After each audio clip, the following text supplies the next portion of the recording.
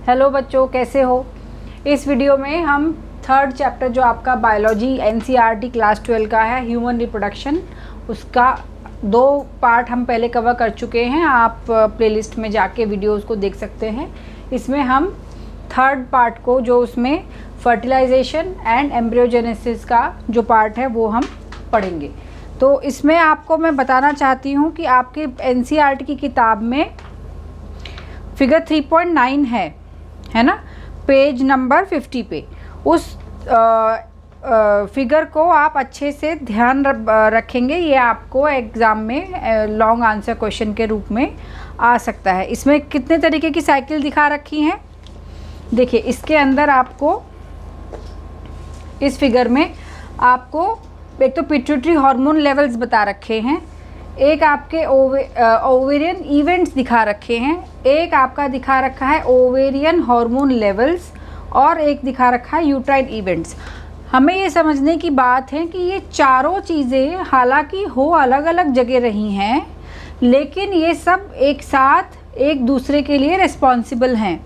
जैसे pituitary hormone levels शुरुआत में, जब हम इसको स्टार्ट करेंगे मेंसेस से, डे 1 ऑफ मेंसेस को हम साइकिल का डे 1 मानेंगे। तो पिट्यूटरी हार्मोन लेवल्स जैसे आपके FSH हाई होता है शुरुआत में, LH एंड LH कम होता है, FSH हाई।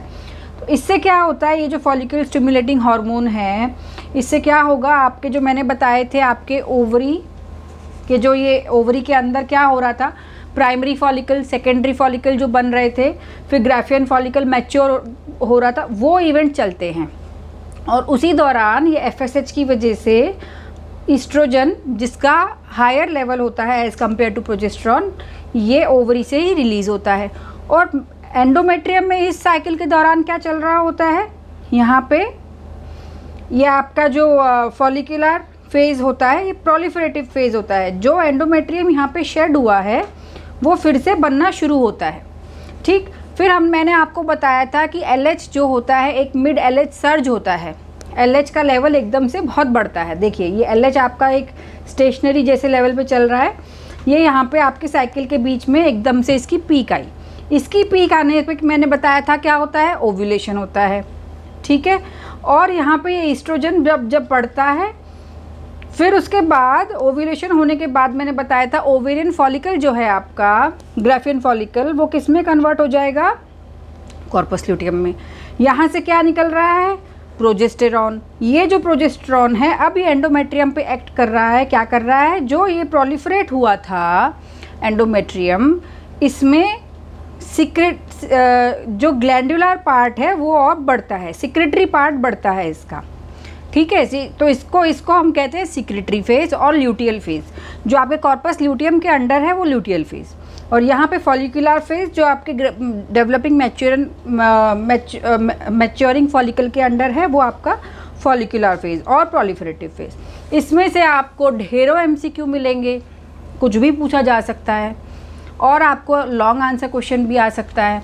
तो इस साइकिल को आप बहुत अच्छे से अपने दिमाग में बिठा लीजिएगा, ठीक है। इस साइकिल को, ये जो सारे इवेंट्स हैं, इनको एक के नीचे एक बना के दर्शाने का मतलब केवल सिर्फ यही समझाना है, ऑल्दो हर चीज़ अलग अलग जगह हो रही है। FSH कहाँ से आ रहे हैं, पिट्यूटरी से आ रहे हैं। ग्राफियन फॉलिकल कहाँ बन रहा है, ओवरी में बन रहा है। फिर आपका मेंस्ट्रुएशन और ये सारे इवेंट्स कहाँ हो रहे हैं, ये एंडोमेट्रियम पे हो रहे हैं। हॉर्मोन्स कहाँ से आ रहे हैं, ओवरी से आ रहे हैं। तो लेकिन ये जो साइमल्टेनियस डेवलपमेंट एक दूसरे पे डिपेंडेंट होते हैं, ठीक है। इनमें से आप कहीं पे भी कोई भी गड़बड़ कर दोगे, अगर FSH लेवल सिक्रीशन, जो आपके LH सिक्रीशन, अगर ये LH सर्ज नहीं होगा जो हमने मिड में पीक दिखाया है, तो क्या होगा, आपका ओव्यूलेशन ही नहीं होगा। ओव्यूलेशन नहीं होगा तो कॉर्पस ल्यूटियम नहीं बनेगा, कॉर्पस ल्यूटियम नहीं बनेगा तो एंडोमेट्रियम। अगर किसी, इस कहने का मतलब है, अगर किसी फीमेल को मेंस्ट्रुअल साइकिल रेगुलर आती हैं, इसका मतलब है कि उसके अंदर ये सारा जो सिस्टम है ये बिल्कुल ठीक से काम कर रहा है, ओके। अब आ जाइए, what is menstrual cycle. Definition आपकी किताब में लिखी हुई है, the reproductive cycle in the female primates example monkeys, apps and human being is called menstrual cycle. Menstrual cycle कब से शुरू होती हैं? मीनार्क से, जो कि आपका 10+ ईयर्स पे स्टार्ट कभी भी हो सकता है, when you are in your 10+ years, 11, 12, 13। और कब तक चलती है ये? मीनोपॉज तक, विच इज़ अप्रॉक्सीमेटली 50 के आसपास, 45, 43, 47, 48 कभी भी ये आपका मंथली साइकिल्स चलती हैं। और हमने देखा था कि इसमें एक आपका ओवम रिलीज़ होता है। कौन सी स्टेज पे रिलीज़ होता है वो पिछले वीडियो में मैंने आपको समझाया था, अच्छे से याद करिए। वो जो प्रोफेज मियोटिक डिवीज़न एक फीमेल में कब स्टार्ट हो चुकी होती है उसकी ओवरी में, जब वो खुद एक एम्ब्रियो होती है। और वो कहाँ अटक जाती है? प्रोफेज 1, जो फर्स्ट मियोटिक डिवीज़न के प्रोफेज में वो अटक जाती है। फिर क्या होगा? जब वो ग्राफियन फॉलिकल बनता है, मैच्योरेशन हो रहा होता है, हमने देखा था वहाँ पे क्या होगा, मियोटिक जो फर्स्ट डिवीज़न है वो कंप्लीट होती है, एक सेकेंडरी oocyte निकलता है और एक पोलर बॉडी निकलती है। तो ये आपका ओवम कहलाता है। याद रखिए इसमें मियोसिस कंप्लीट नहीं हुई है अभी तक, है ना। तो ये जो मियोसिस आपकी जो कंप्लीट नहीं हुई है, ये कब कंप्लीट होगी? ठीक, अभी हम देखते हैं। हमने देखा था कि जो एक ओवम रिलीज़ होता है उसके चारों तरफ एक लेयर होती है, जोना पेल्यूसिडा। इसका काम क्या होता है? जब आपके स्पर्म्स आ रहे हैं, स्पर्म के ऊपर जो एक्रोजोम कैप में लाइसोसोमल और एंजाइम्स प्रेजेंट हैं, वो इसको यहाँ से गलाते हैं। एक स्पर्म जैसे ही अंदर आएगा, बहुत सारे स्पर्म काम कर रहे हैं यहाँ पे इसके पास, जब पहुँच के जैसे ही एक स्पर्म आपका इसको भेद के अंदर आ जाता है, तो ये जो जोना पेल्यूसिडा लेयर है ये एकदम से बहुत ज़्यादा थिक हो जाती है and it stops the entry of further sperms into it. तो इसमें किसका रोल है? Zona pellucida. This can also come as an MCQ in your example. ठीक है, ऑल्सो शॉर्ट नोट भी आ सकता है कि ये जोना पेल्यूसिडा की इम्पोर्टेंस के बारे में लिखिए। ये फर्टिलाइजेशन कहाँ हो रहा है? मैंने बताया था फैलोपियन ट्यूब के एम्पुलरी रीजन में फर्टिलाइजेशन हो रहा है। अब ये हमारा यहाँ पे फर्टिलाइजेशन हो गया, तो जो हमारा ये ओवम था, ये एक स्पर्म का न्यूक्लियस आपका एंटर कर गया, ये हमारा ओवम है। ओवम का जो आपका फर्दर डिवीज़न होता है, क्या होगा? आपका सेकेंड मियोटिक डिवीजन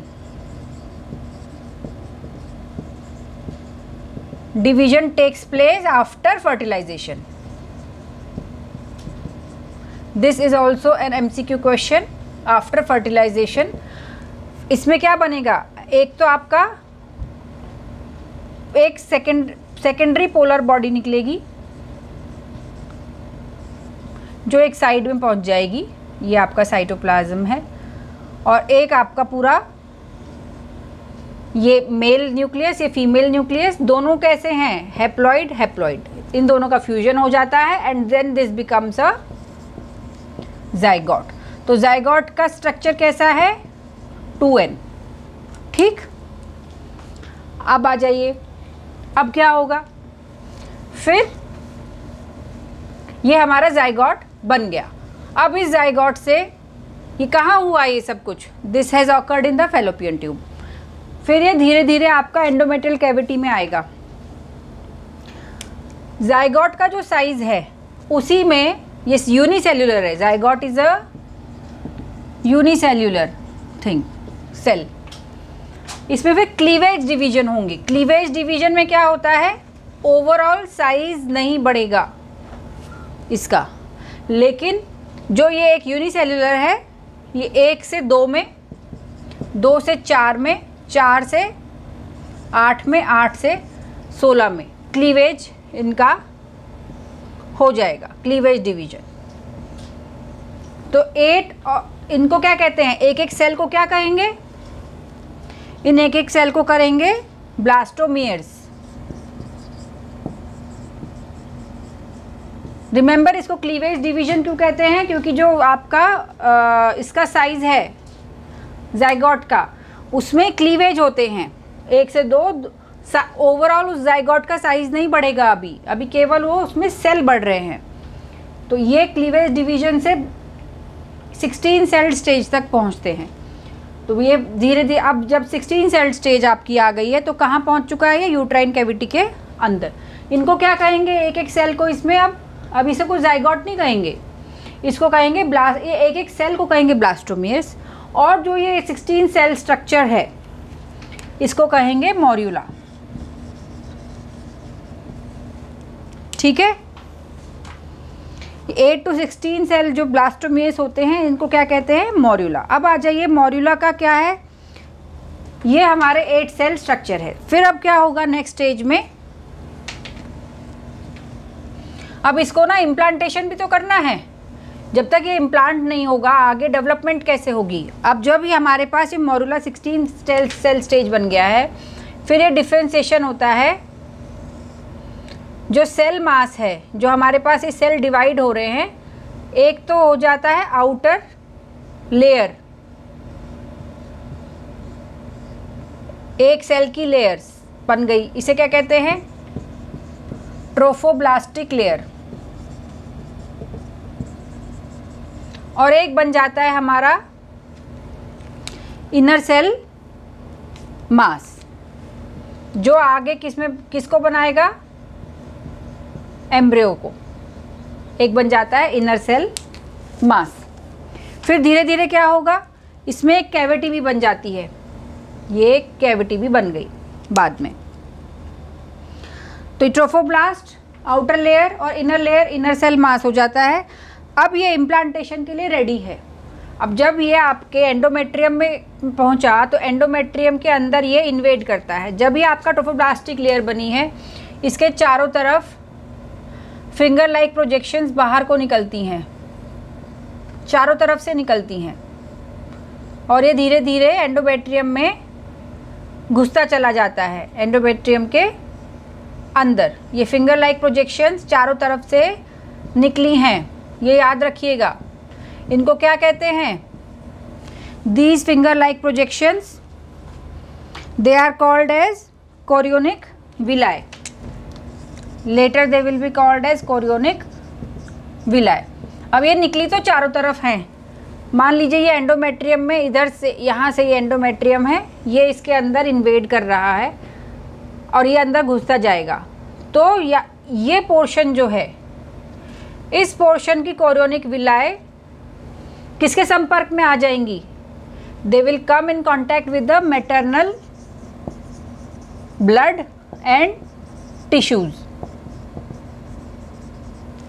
और ये वाली जो है, इसके ऊपर ये जो एंडोमेट्रियम है ये ऐसे बन जाएगा और बाद में ये आपकी डिजेनरेट कर जाती हैं। और जो ये पोर्शन आपका मैटरनल ब्लड और टिश्यू के कांटेक्ट में आया है of this chorionic villi, this will give rise to the formation of placenta. What is placenta? Placenta is an organ which connects the developing embryo with the maternal system. और placenta का क्या काम है, developing foetus को जो चाहिए, nutrition, hormones या जो भी कुछ, they are all coming through placenta from the mother side. और जब जो डेवलपिंग एम्ब्रियो का जो भी वेस्ट प्रोडक्ट है, कार्बन डाइऑक्साइड है, यूरिया है, जो भी कुछ है वेस्ट प्रोडक्ट इसका, they are all going back. तो ये आपको रेस्पिरेशन का भी फंक्शन दे रहा है, एक्सक्रीशन का भी फंक्शन दे रहा है, न्यूट्रिशन का भी फंक्शन दे रहा है ना। और जो मैटरनल कुछ सेल्स होते हैं जो आपके डेवलपिंग फीटस को हार्म कर सकता है, उसके लिए ये फिल्टर की तरह से काम करता है, तो उसके में भी हेल्प दे रहा है। प्लेसेंटा का एक सिक्रीटरी फंक्शन भी है। प्लेसेंटा ऑल्सो सिक्रीट सम हॉर्मोन्स। कौन कौन से हॉर्मोन्स प्लेसेंटा द्वारा सिक्रीट होते हैं? दिस में also come as an MCQ in your exam. याद रखिए, प्लेसेंटा देता है एक तो human chorionic gonadotropin, HCG, human chorionic gonadotropin. This HCG is important for supporting the pregnancy. दूसरा, ह्यूमन प्लेसेंटल लैक्टोजन।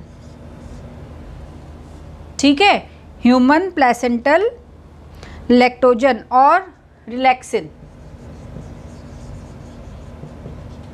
ठीक, ये हार्मोन्स आपके जो हैं यहाँ से आते हैं। रिलैक्सिन, HCG एंड HPL, ये 3 हार्मोन तो ऐसे हैं जो केवल और केवल प्लेसेंटा द्वारा बनता है। जो प्रोजेस्टेरॉन और ईस्ट्रोजन जो बना रहा है placenta, it is also coming from the ovary. लेकिन इन 3 हार्मोन्स का origin केवल एंड केवल is coming from the placenta. So this HCG it may come in your MCQ, again note it down. आप अपनी कॉपी में, बुक में side में छोटा छोटा लिख लीजिए। जो हम यूरिन प्रेगनेंसी टेस्ट करते हैं, जो हम प्रेगनेंसी टेस्ट करते हैं whether a women is pregnant और not, it is by using which hormone, it may come as an MCQ. So it is used by using human chorionic gonadotropin. If this hormone is present, that means a woman is pregnant. So जो आपकी जो commercial kits आती हैं जिनका आप TV में add देखते हैं, ये किस हार्मोन को टेस्ट करती हैं? They test the hormone HCG. Write down. This is a potential MCQ in your exams. So अभी हमने देखा कि ये किस तरीके से इसमें एम्बीड हो गया है। अब हमारा जैसे ही यहाँ पे हमारा इम्प्लांटेशन हो रहा है, तो क्या हो रहा है? जब इम्प्लांटेशन हो रहा है तो हमारा जो इनर सेल मास था, हमने जो देखा था कि एक आउटर ट्रोफोब्लास्ट लेयर और एक inner cell mass. Inner cell mass outer layer ectoderm में कन्वर्ट हो रहा है and inner layer endoderm. Outer ecto, inner endo. और जो बीच में है, बीच में बाद में mesenchymal tissue, mesenchymal layer develops. तो पहले डेवलपमेंट होता है एक्टोडर्म और एंडोडर्म का, बाद में मीजेनकाइमल लेयर बीच में आती है। अच्छा, एक होते हैं स्टेम सेल्स जो आपके ये प्रेजेंट होते हैं इनर सेल मास, उसके अंदर स्टेम सेल्स प्रेजेंट होते हैं and stem cells are capable of giving rise to any organ system of your body. So stem cells की इंपॉर्टेंस होती है, ये कहाँ प्रेजेंट होते हैं? इनर सेल मास में। सो जब एक बार ये डिफ्रेंसिएशन हो गया, फिर एंडोडर्म अपने स्ट्रक्चर्स को डेवलप करता है, एक्टो अपने और मीजेनकाइमल अपनों को। तो सबसे पहली बात है around 5 to 6 weeks human foetal heart develops. तो आप ये लिख सकते हैं फर्स्ट मंथ में क्या आता है? ह्यूमन हार्ट डेवलप हो जाता है। उसके बाद लिम्स जो हैं वो सेकेंड मंथ में आते हैं। ऐसा क्यों? हार्ट पहले क्यों आता है? क्योंकि हमें सर्कुलेशन की ज़रूरत होती है। Circulation is provided from the heart. और थर्ड कंप्लीटेड मंथ, या दैट इज 13 वीक्स तक, almost all the organ systems they have started developing. ठीक है, इसीलिए जो शुरू के 3 मंथ्स होते हैं उसको ऑर्गेनोजेनेसिस भी कहा जाता है। This is a potential MCQ in your exams. ठीक, अब हमारा ये डेवलपमेंट हो गया। ह्यूमन जो जेस्टेशन टाइम है, जेस्टेशन टाइम मतलब जब से फर्टिलाइजेशन से लेके डिलीवरी तक, तो वो कितना ड्यूरेशन होता है? It is almost 9 months। Almost 9 months। To be precise, if you have an MCQ, it is 9 months plus 7 days, to be very precise. ठीक, इट इज़ 9 months 7 days, और you can say 40 weeks, because अभी आपको अगर कोई oral पूछेगा you can से 9 months, but अगर आपको MCQ आया है then you have to be very precise, आपको ये मालूम होना चाहिए। अब बाकी और जो एनिमल्स हैं उनका भी नोट कर लीजिए, write down in your books, side में लिख लो। डॉग्स का कितना होता है? It is around 58 to 68 days, लिख लीजिए। कैट का भी 58 to 67 days ही होता है। हॉर्स का होता है मोर देन ह्यूमन। हॉर्स का कितना है? It is more than human, याद रखिए, 11 to 12 months। एलिफेंट्स का इट इज़ 18 to 22 मंथ्स। अगर केवल MCQ में एक ही आ रहा है ऑप्शन तो आपको 22 मंथ्स लिखना होगा, almost 2 months less than 2 years. ठीक है, काव, कैटल इन सब का कितना होता है, बफेलोज वगैरह का अप्रॉक्सीमेटली 10 मंथ्स, 283 डेज के आसपास, 10 months approximately. Sheep and goat का कितना होता है, it is approximately 4 months, 152 days. And monkeys का it is 4 to 5 months. So this is important. अब ये ऑर्गेनोजेनेसिस होता है, 9 मंथ पे कंप्लीट बन जाता है, and then occurs parturition. What is parturition?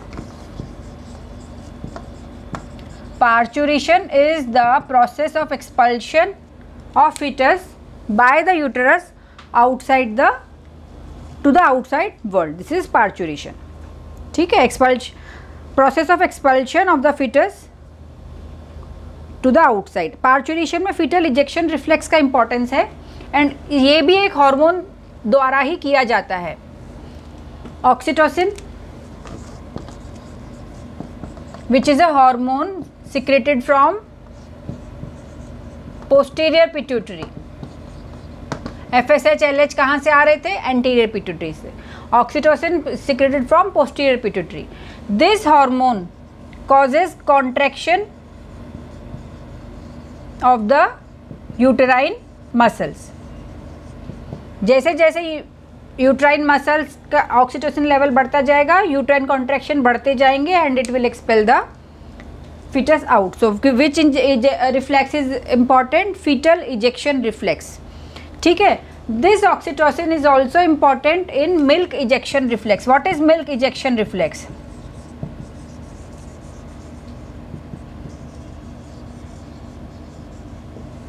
Milk ejection reflex, fetus बाहर आ गया तो उसको फिर lactation करना पड़ेगा। What is lactation? Feeding the newborn the mother's breast milk is lactation, है ना। उसमें भी ऑक्सीटोसिन हार्मोन ही इन्वॉल्व होता है। तो जो दोनों foetal ejection reflex as well as milk ejection reflex both are brought by hormone oxytocin. याद रखिए, आ सकता है क्वेश्चन कि which hormone is responsible for parturition, तो उसमें आ जाएगा HCG, प्रोजेस्टेरॉन, ईस्ट्रोजन और ऑक्सीटोसिन। तो आंसर क्या आएगा आपका, ऑक्सीटोसिन, ये याद रखिएगा। ठीक है, अब लैक्टेशन क्या होता है? लैक्टेशन मेमरी ग्लैंड्स द्वारा during pregnancy they are prepared for this process of lactation. And milk production किसके अंडर होता है? Hormone prolactin. हार्मोन प्रोलैक्टिन के अंडर मिल्क प्रोडक्शन है, और आपका मिल्क इजेक्शन जो बन गया है वो बाहर निकालने के लिए जो रिफ्लेक्स होता है, it is brought about by oxytocin. So this is all about the chapter human reproduction. अगर आपको हमारा ये वीडियो पसंद आया है तो आप ज़रूर इस वीडियो को लाइक करें और चैनल को सब्सक्राइब करें, ताकि आने वाले वीडियोज़ का अपडेट आपको टाइम टू टाइम मिलता रहे। Thank you.